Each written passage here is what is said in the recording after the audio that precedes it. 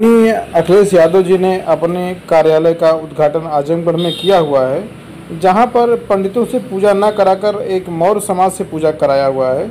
इसको लेकर आप समाज को और अपने के जात के लोगों को क्या कहना चाहते हैं? बहुत बहुत धन्यवाद बाबू।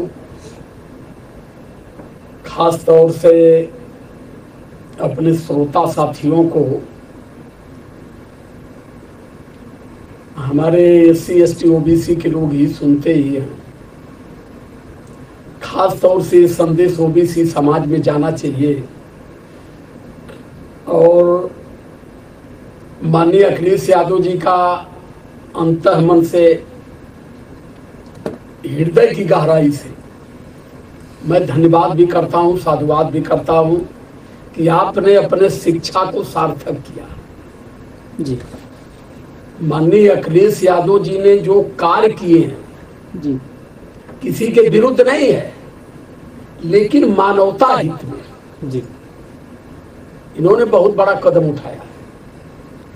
कहने का मतलब ये है, चंदन मौर्य के द्वारा पूजा संपन्न कराया गया। जी पंडित का शाब्दिक अर्थ होता है कि ज्ञानी को पंडित कहते हैं। जी जो ज्ञान से परिपूर्ण हो गया उसे पंडित कहते हैं। जी तो चंदन मौर्य के पास पूजा पाठ विधि कराने विधि थी, इसलिए उनके द्वारा संपन्न करवा दिया गया। जी अच्छा, अब इसमें ये लोग क्या कहते हैं कि ये अधिकार सिर्फ ब्राह्मणों को है। जी किसने दिया पूछने पर तो कहें एक ग्रंथों के द्वारा मिला।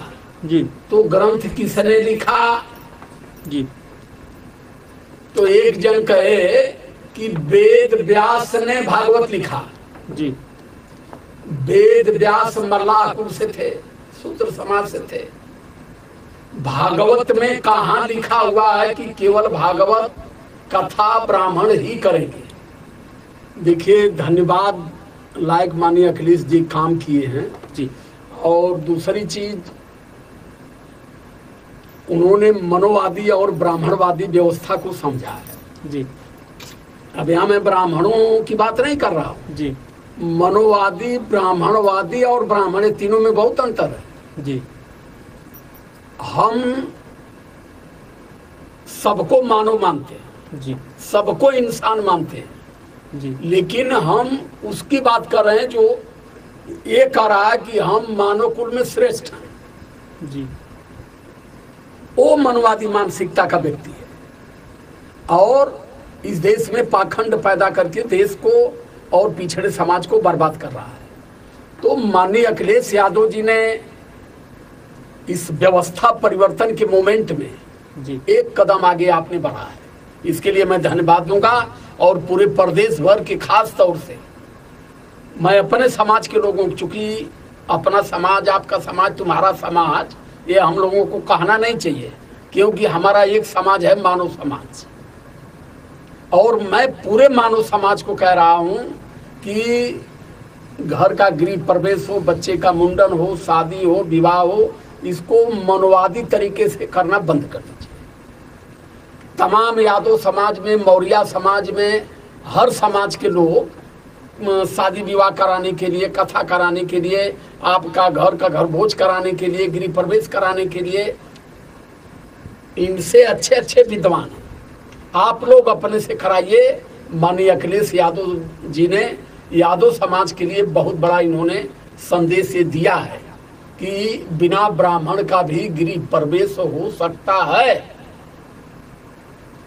तो इसके लिए मैं धन्यवाद देता हूं और पूरे प्रदेश के यादव समाज से अपील करूंगा कि अगर अपने हक हकूक को आप मजबूत रखना चाहते हैं, अपने शिक्षा को आप मजबूत रखना चाहते हैं, आने वाले जनरेशन को आप बचाना चाहते हैं, तो मनवादी मानसिकता से निकलते हुए मनवादी विचारधारा, ढोंग, पाखंड पढ़ने वाले लोगों से दूरी बनाना पड़ेगा, जैसे माननीय अखिलेश यादव जी बनाए। अखिलेश यादव जी यहाँ ब्राह्मणों का अपमान नहीं किए, लेकिन इस देश में 52% OBC समाज के सम्मान को उन्होंने ऊपर किया है। जैसे इटावा में वो लोग कहे कि यादव को भागवत कहने का कहाँ से अधिकार मिल गया, लेकिन कराने वाला, करने वाला और सुनने वाला, 3 पक्ष से कथा शुरू होती है। तो माननीय अखिलेश यादव जी ने ये संदेश दिया पूरे समाज को, पूरे देश को, पूरे प्रदेश को कि अगर ब्राह्मण व्यस्त हैं तो कथा मौर्य समाज से भी हो सकती है, कथा यादव समाज से भी हो सकती है। लोगों के द्वारा यह कहा जा रहा है कि माननीय अखिलेश जी ने पंडित लोगों को बनारस से बुलाया था, लेकिन वो आए नहीं और इनके घर के उद्घाटन में उन्होंने कोई सहयोग नहीं किया। ये क्या थे, वो आना चाहते थे, इन्होंने बुलाया ही नहीं। बातें है, साफ साफ बातें सुनिए जी। ये बुलाए नहीं थे, वो लोग आना चाहते थे, इन्होंने बुलाया ही नहीं कि ब्राह्मण से नहीं, हम अपने घर को किसी भी विद्वान से कराएंगे, लेकिन ब्राह्मण विद्वान से नहीं कराएंगे। अच्छा। क्यों जी। कि अपमान जो इटावा में हुआ जी, वो मानव समाज का नहीं हुआ, या हिर समाज का हुआ। मानव तो सारे लोग हैं, जी। मानव समझ करके चुटकी नहीं कटी, मानव समझ कर नारी मूत्र नहीं फेंका गया, यादव समझ करके फेंका गया। तो पूरे प्रदेश के यादवों का मान सम्मान, स्वाभिमान, गरिमा सब खत्म हो गया। और इसके बाद में जो यादव समाज में जो बुला कर इनसे पूजा करवाता है, मुक्ति करवाता है, भंडारा करवाता है, गृह प्रवेश कराता है, वो यादव पूर्ण रूप से मानसिक और मन, दिल और मन से वो विकलांग है, और वो कभी अपने हक हकूक की न लड़ाई लड़ पाएगा, ना ही अपने बच्चों को, आने वाले जनरेशन की वो हिफाजत कर पाएगा। जी सर, सबसे ज्यादा तो सनातन धर्म का रक्षक यादव समाज से ही लोग आते हैं, पिछड़े समाज अब ना ही है। पहले हमारे समाज को पता नहीं था कि धर्म का मतलब क्या है, धर्म क्या देता है। अब समाज हमारा जान गया कि धर्म पिछड़े समाज का कर्म फोड़ता है। जी। धर्म से पिछड़ा समाज खाली बर्बाद हो रहा है, बाकी धर्म से इस समाज को कुछ मिला नहीं। जी। तो इसलिए ये समाज अब धर्म छोड़ करके कर्म की तरफ जब तक लोग नहीं जानते थे, तब तक लोग धर्म बचाने में चल रहे थे, लेकिन लोग जान गए कि धर्म के नाम पर हमें बेवकूफ बनाया गया है। मगर सर अखिलेश यादव जी देश की, जो प्रदेश की जो दूसरी कुर्सी होती है उसको ब्राह्मण को ही दिए हैं। तो हम क्या कहें? माता प्रसाद पांडे जी हम क्या कहें आपसे? हम यही न कहें कि अखिलेश यादव जी माता प्रसाद ब्राह्मण नहीं है, मानव है, मानवता है उनके अंदर, इंसानियत है जी। वो माता प्रसाद हिंदू मुस्लिम की बात नहीं करते, माता प्रसाद जी भाई भाई की बात करते, मानव समाज की बात करते हैं जी। लेकिन अब ब्राह्मण है तो वही बात मैं कहा कि अखिलेश यादव किसी ब्राह्मण का अपमान नहीं किया, लेकिन भारत में 52% ओबीसी समाज का इन्होंने सम्मान किया। और इस सम्मान में कोई अपना अपमान समझे कि ये तो मौर्य से कथा कहा लिए हमारा अपमान हो गया, तो मैं जानता हूं कि बुद्धिहीन व्यक्ति ऐसा सोच सकता है जी। तो ये चीज है। इसके लिए माननीय अखिलेश यादव जी को धन्यवाद देता हूं, और देना चाहिए पूरे प्रदेश के लोगों को। इस व्यवस्था परिवर्तन में आपने एक कदम आगे चल करके लोगों को दिखाया है।